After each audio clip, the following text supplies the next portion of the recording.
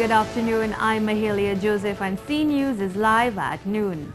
Minister of Trade and Industry Paula Gopi-Schoon has assured government will not devaluate the TT dollar at this time. Addressing concerns at the Chaguanas Chamber of Commerce on Wednesday, the minister said the action was considered and it would have benefited some, especially exporters. However, government took the decision which would have the greatest benefit to the man on the street.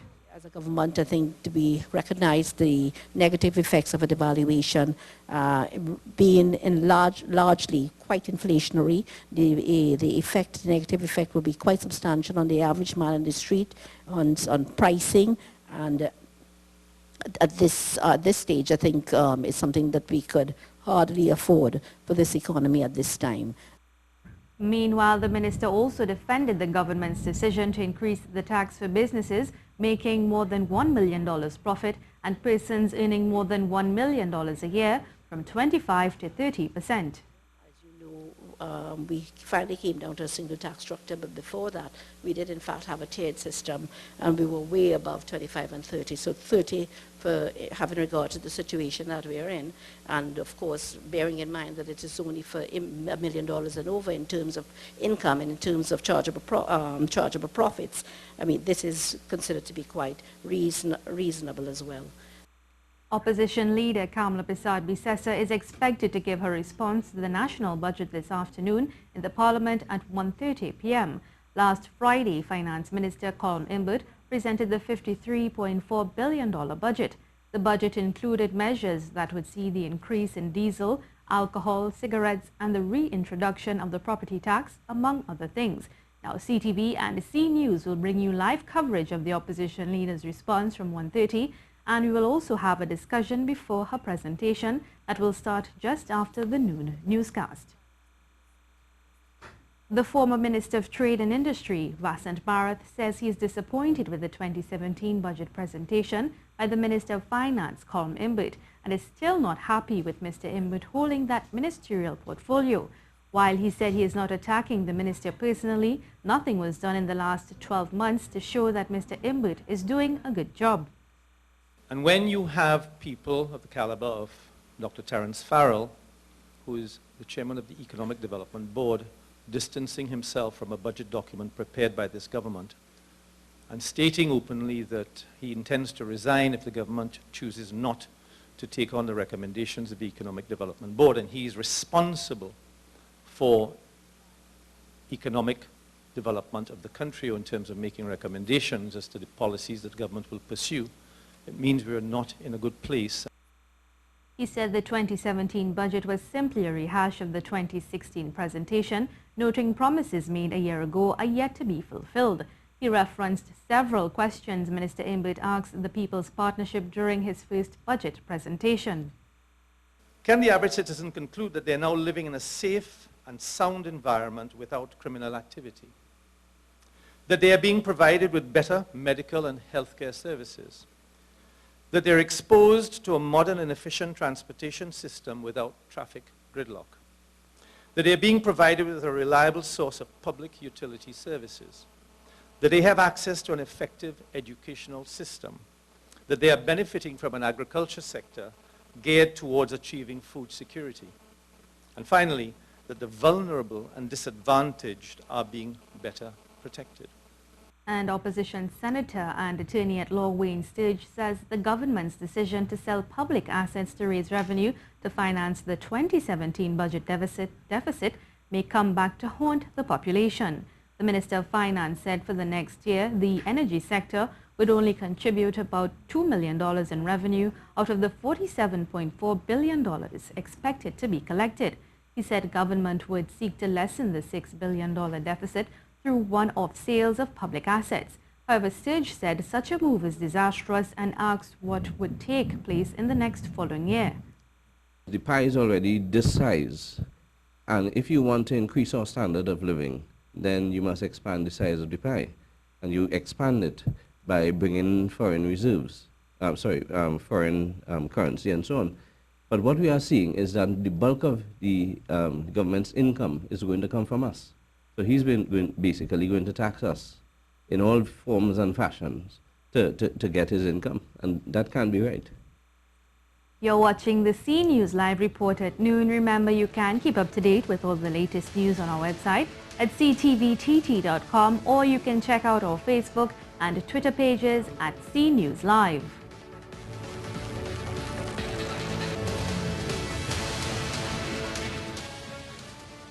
The Shogunas Chamber of Commerce says the ease of doing business in this country is no longer easy, and government should pay more attention to the public sector reform.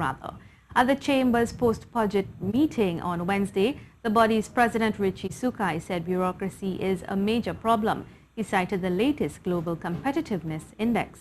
5 points in the World Competitive Index, from a ranking of 89 to 94. Will definitely not send a positive signal to foreign investors to look at Trinidad and Tobago as an attractive destination for putting their investments. That is why it is necessary to ask for consultation to begin in terms of public reform, public sector reform.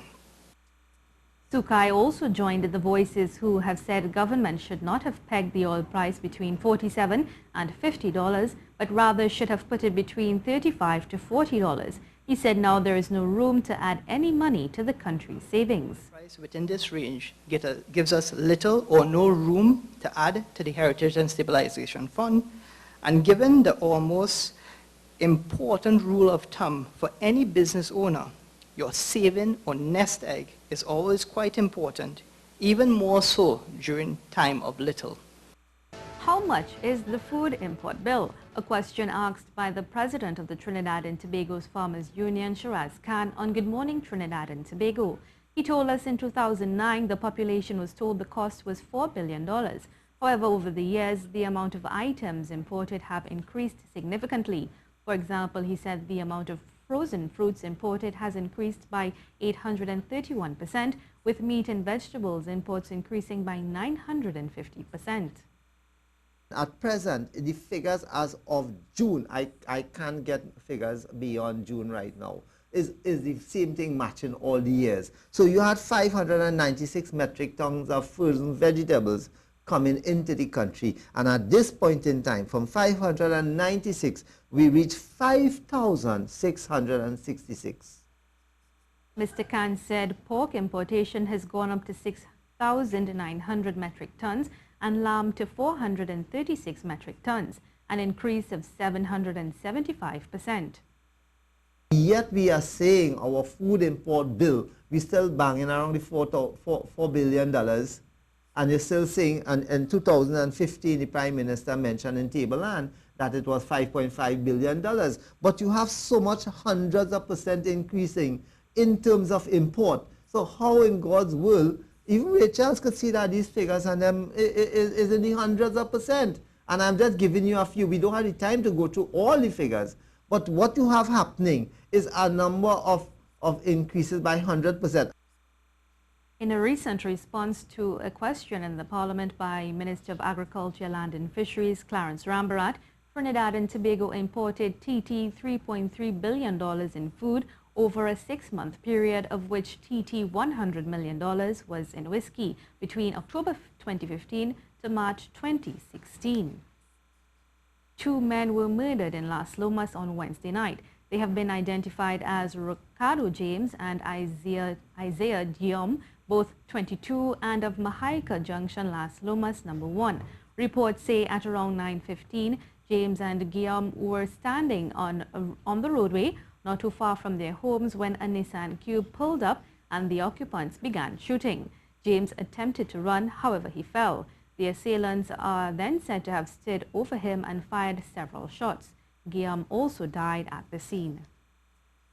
Police have shot and killed a man in Point Fortin. He is identified as David Gitting, also known as Sugars. Reports say Gitting was shot at about 4 p.m. on Wednesday. Police say they went to an unfinished house at the Capterville Main Road where Mr. Gitting was at the time when he saw them and began to run.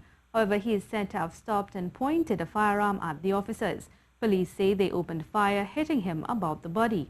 Gitting was wanted for questioning for several offenses, including murder. An outpouring of love on Facebook for Jerome Henry is the response to the one-day campaign put on for him by the Single Fathers Association, and president of the association, Rondell Fields, says that he is grateful for the sympathetic reactions.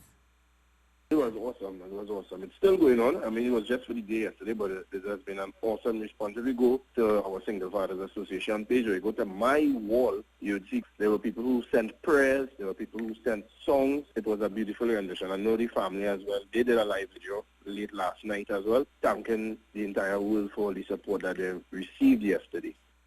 Mr. Henry was charged with negligence after his 5-year-old son jumped into a river and drowned. The matter was again called in the court on Wednesday, however was adjourned to October 28th.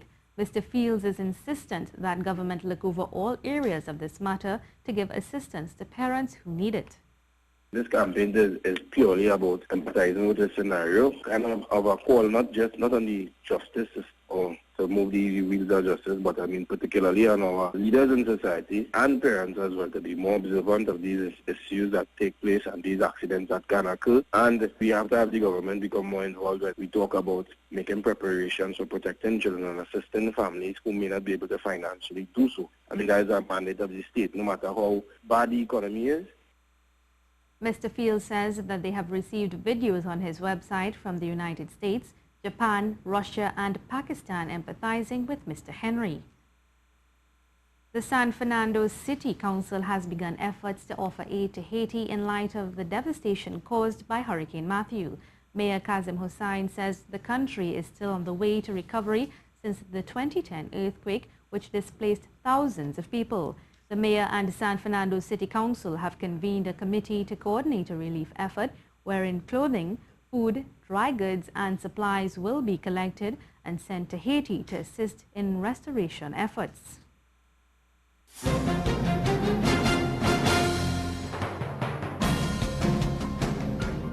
Former Cleveland Cavaliers coach David Blatt has accepted the team's offer of a championship ring for the work he put into the team's title run last NBA season. Blatt was fired by the Cavs midway through last season and replaced by assistant Tyronn Lue, and originally said he didn't want a ring. But now that the Cavs have offered him one because they felt he had contributed to the team's title run, he agreed to accept it. The official presentation of the rings will happen ahead of the Cavaliers season opener against the Knicks on October 25th, when the team will also raise its championship banner. Troubled heavyweight boxing champion Tyson Fury is in the headlines for all the wrong reasons these days and made some startling revelations which have left many scratching their heads. Fury says he has a version of bipolar disorder and hasn't trained since May. He was scheduled to have a rematch with Vladimir Klitschko, but that has been postponed twice by Fury's camp. This is what he has been quoted as saying: "Why shouldn't I take cocaine? It's my life, isn't it? I can do what I want. Yeah, I have done cocaine. Plenty of people have done cocaine as well." He goes on, "I'm in a very bad place at the moment. I don't know whether I'm coming or going. I don't know what's going to happen to me. I don't know if I'm going to see the year out, to be honest. If I could take my own life, and if I wasn't a Christian, I'd take it in a second. I just hope someone kills me before I kill myself." That's it for sport. Hurricane Matthew has strengthened to a Category 4 storm as Florida residents are warned to prepare for a direct hit. The hurricane has pounded the Bahamas after devastating parts of Haiti. Damage could be catastrophic, Florida's governor said. Evacuation orders are in place along the coast. Hear more from the Weather Channel. There's a lot to know about Hurricane Matthew, and here are some of the essentials that we really want you to be clued in on. First of all, it is back to Category 4 in status, okay? So it is back. It has strengthened once again. We have 140-mile-per-hour winds. It's also picked up a little bit in forward speed. We've already seen the rain beginning in Florida, and keep in mind, over a foot of rain is going to be possible along the southeastern coast. Yes, that is where we're also anticipating the power outages. In terms of the wind, here we go. Into Friday at midnight, this is a look at the wind gusts that that are forecast by the computer models, and you can see we're going to be very, very strong with those winds along eastern Florida, southeastern Georgia, as well as the Carolinas. In terms of the rainfall through the weekend, places in Florida we already know are going to be slammed with rain. That is also the case as we extend up into sections of the mid-Atlantic. You can see there will be places there that also pick up on rainfall. In terms of the power outage threats, that is a look at the forecast as we go.